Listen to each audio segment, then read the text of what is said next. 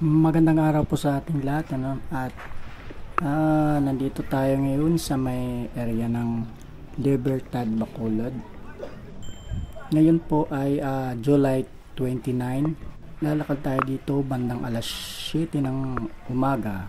Dito tayo ngayon sa may Mercedes Street, kung saan madadaanan natin yung bagsakan ng mga gulay. Kung mapapansin natin, medyo kalamado pa yung kaliho dito.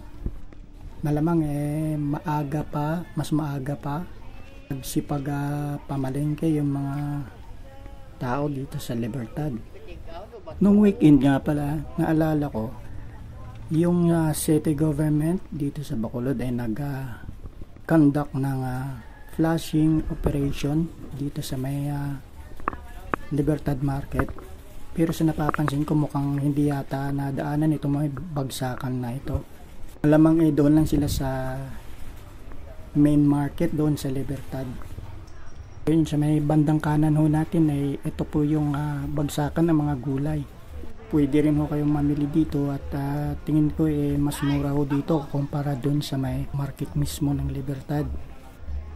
Ngayong umaga hindi naman ganun kadami yung mga namamalingki dito. Kadalasan sa napapansin ko hapon mas madaming tao na pumupunta dito para mamili. Talagang siksikan dito, talagang masikip tong kalye na ito ng Mercedes tuwing hapon.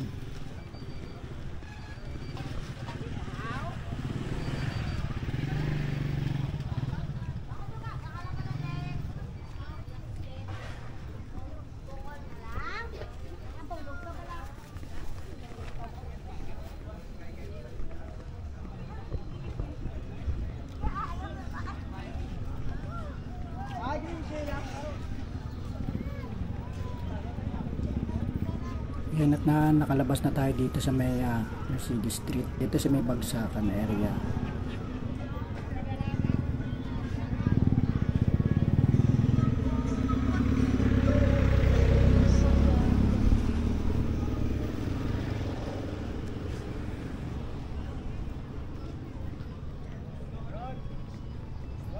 So itong nilalakaran na natin ngayon Mercedes Street pa rin siya. At saka kung napapansin niyo yung mga vendor nasa gitna talaga ng kalsada. Kasi nga yung sa likod nila, sa likod ng mga pwesto nila inaayos yung bagong ayos yung kalsada, bagong semento, at saka inaayos din yung drainage. Kaya pansamantala siguro nilagay muna sila dito sa may bandang gitna. Kaya yung mga dumadaan dito, mga motorista hindi ganun ka luwag yung daanan.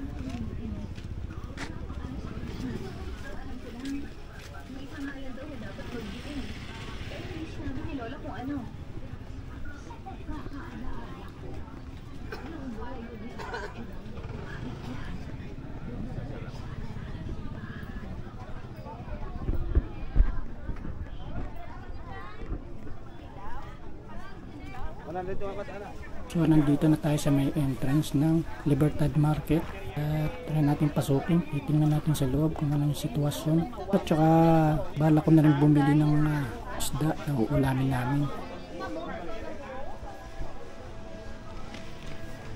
Sana dumating yung araw na mapaayos talaga ng gusto itong mga market dito sa sa Bacolod City.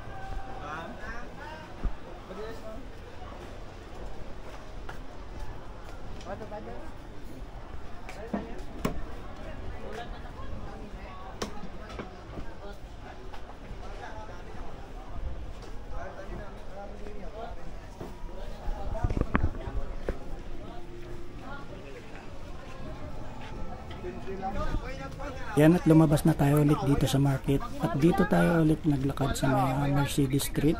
Pabalik naman tayo. At kung mapapansin nyo, medyo masikip yung daanan ng mga tao. Yung sidewalk paikot dito sa may market ng Libertad. Ayan, tsaka ito yung sinasabi ko kanina, nasa gitna yung mga vendor ng mga gulay. Kasi nga inaayos pa tong drainage dito. Tsaka bagong gawa yung kalsada dito sa area na ito.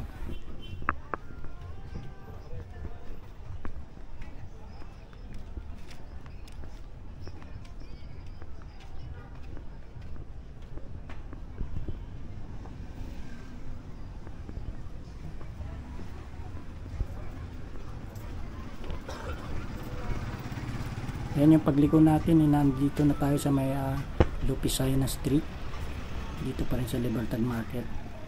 At napapansin natin, bago na yung nilagyan ng bagong signage dun sa taas. Yung mga signage ng vegetable section.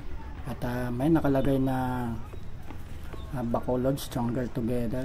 Slogan ng ating bagong administrasyon ngayon.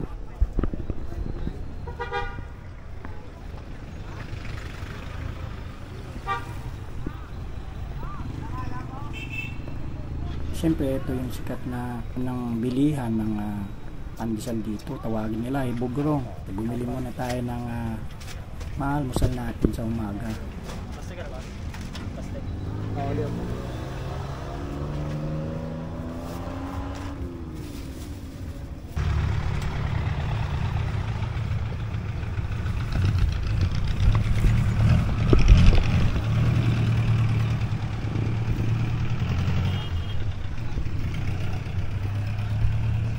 Lupisay na street pa rin tayo dito sa may entrance. Dito yan sa entrance ng market.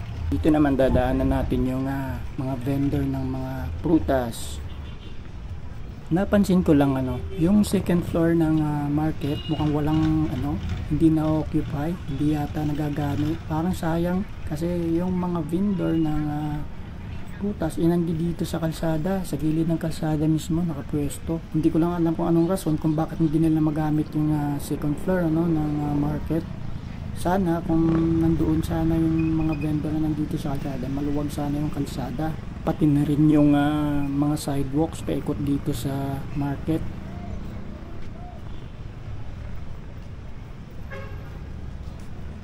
Ayun, mapapansin natin yung mga tao sa kalsada lang talaga sila dumadaan.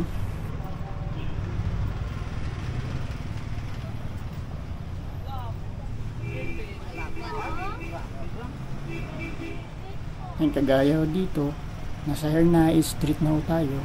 Ayun, makikita nyo naman na maraming obstruction sa sidewalk.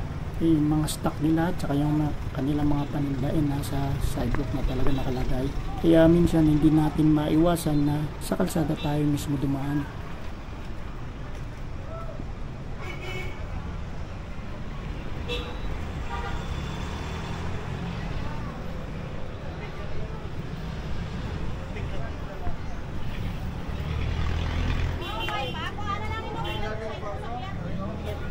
Yan, kagaya nito, no? Hindi kayo pwedeng magsalubong ng ibang tao pag dumaan kayo dito. Dahil bukod doon sa may poste, meron din mga nakakambalan ng mga paninda o mga gamit, meron din mga lamesa. Sana, no, bukod sa pagpa-flashing ng government ng Bacolod, madalas kasi nagpa-flashing sila dito every weekend. Sa pagkakaalam ko, sana bukod doon sa pagpa-flashing, may isaayos din nila at ma-clearing din nila sana yung mga sidewalks, para naman maging maayos yung paglalakad ng mga tao. At sana mabigyan nila yung mga vendor ng pwesto na hindi nakakasagabal sa daanan ng mga tao.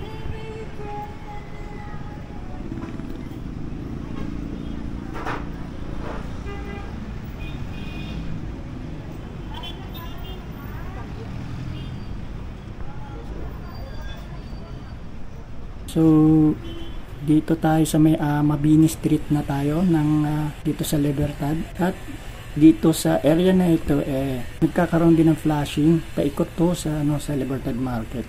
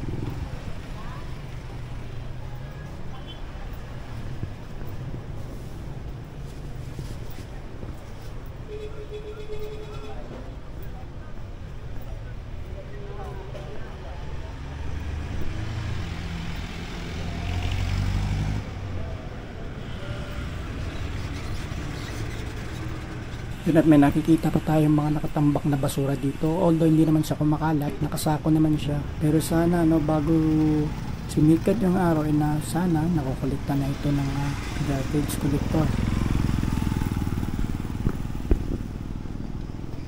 So yun lang muna ang update natin dito sa Bacolod City, sa ating pag-iikot-ikot dito. At sana dumating ang araw na maging maganda, maging maaliwalas yung ating mga kalye, mga bangketa dito sa Bacolod. Dahil na rin sa, siyempre ang gusto ng ating gobyerno ng Bacolod, maging super city nga itong Bacolod.